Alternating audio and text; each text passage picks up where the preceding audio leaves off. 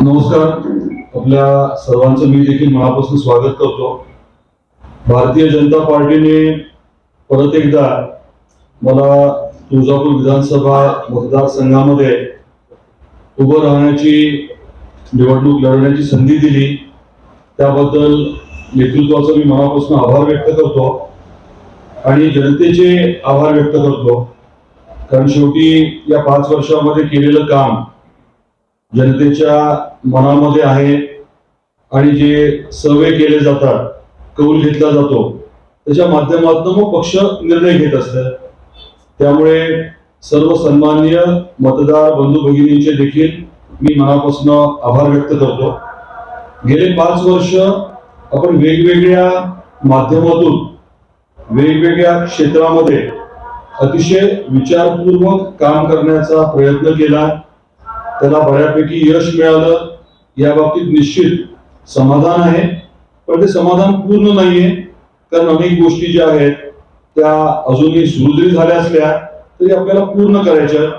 अजून काही नवीन विषय जे आहेत ते ताकदीने आपल्याला करून घ्यायचे आणि त्यामुळे येणाऱ्या 5 वर्षात काय करायचं या बाबतीतले आम्ही ठरवलंय. ते पुढच्या काळात आपल्या समोर मांडू. परंतु गेल्या 5 वर्षात जो भरीव निधी आपल्या महायुती सरकारने उपलब्ध करून दिला, अशक्यप्राय वाटणाऱ्या प्रकल्पांना मंजुरी दिली, निधी दिला आणि प्रकल्प आता सुरू देखील झालेले आहेत, काम त्याचं सुरू झालेलं आहे. त्याबद्दल महायुती सरकारचे मी मनापासून आभार व्यक्त करतो. आपल्या तालुक्याच्या जिल्ह्याच्या अनुषंगाने पाण्याचा विषय सगळ्यात महत्वाचा आहे. डॉक्टर साहेबांनी केलेलं प्रचंड काम आपल्या सर्वांच्या समोर आहे. त्यांनी केलेल्या कामामुळे पाऊस पडला की पाणी उपलब्ध होतं. एवढी मोठी साखर कारखानदारी जी आपल्या जिल्ह्यात आहे त्याच्या मागचं एकमेव कारण हेच आहे की डॉक्टर साहेबांनी आपल्या जिल्ह्यामध्ये पाऊस पडला की पाणी अडवण्याची सोय केली. त्याच्या व्यतिरिक्त आपल्याला हे देखील मला सांगायचं आहे की पाऊस काळ जेव्हा चांगला नसतो, दुष्काळी परिस्थिती असते, त्याचाही डॉक्टर साहेबांनी विचार केला होता. 2001 मध्ये तत्कालीन मंत्रिमंडळाच्या बैठकीत त्यांनी आवर्जून हा विषय अतिशय आक्रमकपणे मांडला होता आणि मंजुरी मिळवून घेतली होती. आता 23 वर्षानंतर गतवर्षी 2023 मध्ये आपल्या महायुती सरकारने 11,700 कोटी रुपये मंजुरी दिली या प्रकल्पाच्या अंतिम टप्प्याला आणि ते काम जे आहे ते आता युद्ध पातळीवर सुरू आहे. आपल्याला कल्पना आहे की रामदऱ्यात पाणी डिसेंबर पर्यंत येणार आहे. पुढे ते डिस्ट्रीब्यूट करत तुळजापूर तालुका, लोहारा आणि उमरगा असं पाणी आपण ते देणार आहोत. दुसऱ्या मार्गाने भूमपरांडा, वाशी, त्याच्यानंतर कळंब आणि धाराशिवला देखील हे पाणी पोहोचवलं जाणार आहे. आपल्याला कल्पना आहे. हा महत्वाकांक्षी प्रकल्प मी म्हटल्याप्रमाणे सुरू झालाय. त्याचा एक निर्णायक महत्वाचा टप्पा आता संपतोय, पण पुढचं काम बाकी आहे.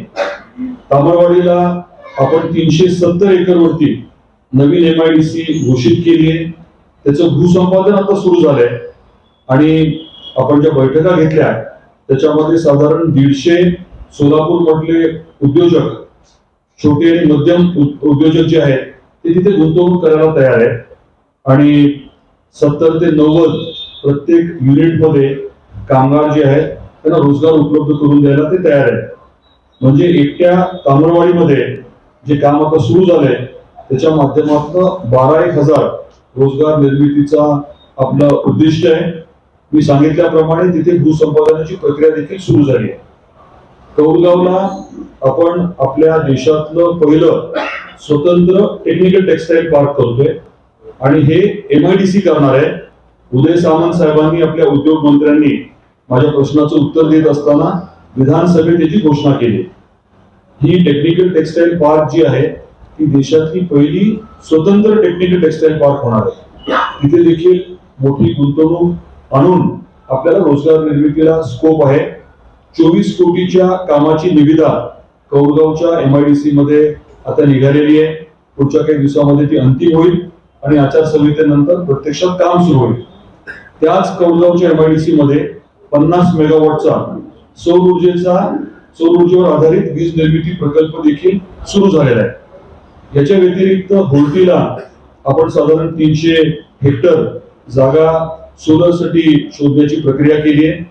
होर्टी ग्रामपंचायतीने ना हरकत दिले, त्याचं मोजणीचं काम देखील पुढच्या काही दिवसामध्ये सुरू होईल. नळदुर्गला आपण एक खासगी MIDC करतोय. त्या खासगी MIDCच्या माध्यमातून छोट्या उद्योजकांना नळदुर्ग शहराच्या जवळ आपण संधी उपलब्ध करून देणार आहोत उद्योग सुरू करण्याची. तर हे सर्व विषय जे आहेत ते उद्योग विभागाच्या माध्यमातून, उद्योगाच्या माध्यमातून रोजगार निर्मितीवरती भर देणारे आहेत. प्रत्येक विषयामध्ये निर्णायक पावलं उचलली गेली आहेत, आर्थिक तरतूद करण्यात आलेली आहे आणि महत्वाचं म्हणजे येणाऱ्या काळात आपल्याला प्रत्यक्षात उद्योग आणून रोजगार निर्मिती करण्यामध्ये विशेष अडचण राहणार नाही. तामरवाडीची खासियत ही आहे की पश्चिम महाराष्ट्रातला उद्योजक जेव्हा धाराशिव मध्ये मराठवाड्यात गुंतवणूक करतो तेव्हा त्याला प्रचंड प्रमाणामध्ये सवलती मिळतात. त्यामुळे ते 150 उद्योजक जे आहेत ते आपल्या भागामध्ये येण्यासाठी उत्सुक आहेत. तिसरा मुद्दा आपल्या समोर मांडण्यासारखा, ज्याच्या बाबतीमध्ये आपल्याला चांगलं यश मिळालंय, ते म्हणजे आई तुळजाभवानीचं मंदिर. या मंदिराच्या बाबतीत ठाकरे सरकार असताना आपण वारंवार विनंती केली होती की काही निधी द्या. निधी त्यांनी 1 रुपया दिला नाही. पण त्यानंतर मी वेगळा प्रयत्न केला की तुम्ही फक्त प्रस्ताव मान्य करून केंद्राकडे पाठवा, केंद्राकडनं मी निधी उपलब्ध करून घेतो. मी तत्कालीन जे पर्यटन मंत्री आदित्यजी ठाकरे होते त्यांना वारंवार विनंती केली, मुख्यमंत्र्यांनाही केली, उद्धवजींना, परंतु शेवटपर्यंत त्यांनी आपला प्रस्ताव केंद्राकडे पाठवलाच नाही आणि स्वतःही सरकारकडून 1 रुपया दिला नाही. पण आपलं सरकार आल्यानंतर साधारण 1300 कोटीच्या प्रकल्पाला त्यांनी तत्वतः मान्यता दिली आणि आपल्याला माहिती आहे की आता 60 कोटीची कामं आपण सुरू केली आहेत. पैशाची तरतूद झालेली आहे. मंदिरच्या निधीमधनं आपण मंदिराचा जीर्णोद्धार, महाद्वार, लिफ्ट आणि कमान वगैरे हे कामं आता हाती घेतली आहेत. आणि आपल्याला हे माहिती आहे की साधारण 2000 कोटीचा जो आपला आराखडा आहे तो आता HPC कडे मान्यतेसाठी गेलेला आहे. मंत्रिमंडळाची आधीच तत्वतः मान्यता असल्यामुळे आपल्या आचारसंहितेच्या नंतर तो विषय मार्गी लागेल. तिथे आपण रोजगार निर्मितीवरती तुळजापूरमध्ये भर दिलेला आहे. याच्या व्यतिरिक्त रेल्वेचा मुद्दा आपल्याला माहिती आहे की 2019 मध्ये आदरणीय पंतप्रधान नरेंद्र मोदी साहेबांनी या प्रकल्पाचं भूमिपूजन केलं होतं. असं ठरलं होतं की केंद्र 50% निधी देणार आणि राज्य सरकार 50%. ठाकरे सरकारने 1ही रुपया दिला नाही. आपण वारंवार मागणी केली. विधानसभेत मी हक्कभंग तत्कालीन परिवहन मंत्री अनिल परब साहेबांच्या विरोधात मांडला, तरी देखील त्यांनी रुपया दिला नाही. 2.5 वर्ष प्रकल्पाचं पूर्ण काम थांबलं होतं. पण आपलं सरकार, महायुती सरकार आल्यानंतर तातडीने 450 कोटी रुपये आपण मंजूर करून घेतले, प्रत्यक्षात निधी उपलब्ध केला आणि आता आपल्याला माहिती आहे की 1 टप्प्याचं काम सुरू देखील झालेलं आहे. असे अनेक विषय आहेत ज्याच्या बाबतीमध्ये आपण मोठे प्रकल्प हाती घेऊन त्यांना मंजुरी मिळून निधी उपलब्ध करून कामाला सुरुवात केली. एक प्रकल्प जो अशक्यप्राय वाटत होता तो म्हणजे 112 कोटी रुपयाच्या दुरुस्तीचा प्रकल्प. तो विषय आहे हा माकणी धरणाचा. लोअर तेरणा माकणी धरणातनं पाणी उचलून डॉक्टर पद्मसिंह पाटील साहेबांनी रुईभर पर्यंत आणलं होतं. आपल्या तुळजापूर विधानसभा मतदारसंघातल्या जवळजवळ 20 गावांचा हा महत्वाचा प्रश्न आहे.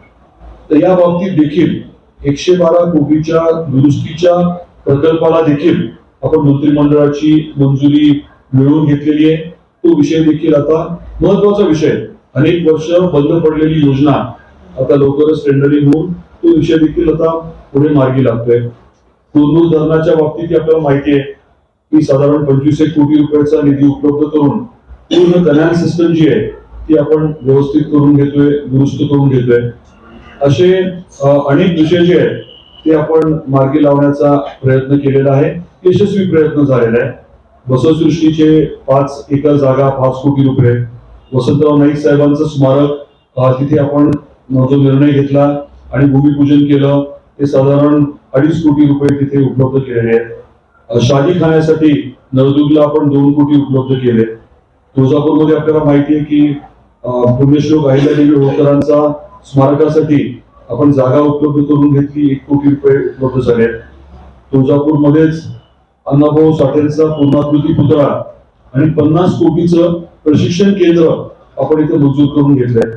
सांगण्याचा हेतू हा आहे की खूप मोठ्या प्रमाणामध्ये वेगवेगळ्या योजना आपल्या भागामध्ये कार्यान्वित करण्यासाठी आपण प्रयत्न केले, त्याला चांगलं यश मिळालंय आणि आता जे काही काम उरलंय ते पूर्ण करून इतर पुढचे टार्गेट्स जे आहेत ते आपल्याला अचीव्ह करायचे. त्या अनुषंगाने आपलं नियोजन तर झालेलंच आहे, पण पुढच्या काळामध्ये विद्यापीठाचा विषय असेल, आपलं स्वतंत्र विद्यापीठाचा विषय असेल, हॉस्पिटलचे विषय असतील, ते नक्की पुढच्या काळामध्ये आपण घेणार आहोत. तर आज या प्रेस कॉन्फरन्सच्या माध्यमातून मला आपल्यापर्यंत हे 3 मुद्दे पोहोचवायचे होते. एक तर सन्माननीय मतदार बंधू भगिनींचे आभार मानायचे होते, भारतीय जनता पार्टीचे महायुतीचे आभार मानायचे होते. मला परत एकदा विश्वास ठेवून संधी दिल्याबद्दल. मी गेल्या 5 वर्षामध्ये जे कामं करू शकलोय त्या बाबतीमध्ये आपल्याला काही माहिती द्यायची होती आपल्या माध्यमातून सन्माननीय जनतेपर्यंत, मतदार बंधू भगिनींपर्यंत. आणि तिसरा मुद्दा म्हणजे पुढच्या टप्प्यात आपल्याला जे काही करायचंय त्या बाबतीत देखील आम्ही एक जाहीरनामा म्हणा, वचननामा तर करूच, परंतु महत्वाचं म्हणजे आपण अतिशय मोठे महत्वाचे प्रकल्प आता हाती घेतले, त्याला सुरुवात देखील झालेली आहे आणि पुढच्या काळात, नजीकच्या काळात ते पूर्ण करण्याचं आमचं उद्दिष्ट राहणार आहे. आपले काही प्रश्न असतील तर कृपया आपण विचारावे ही विनंती आहे.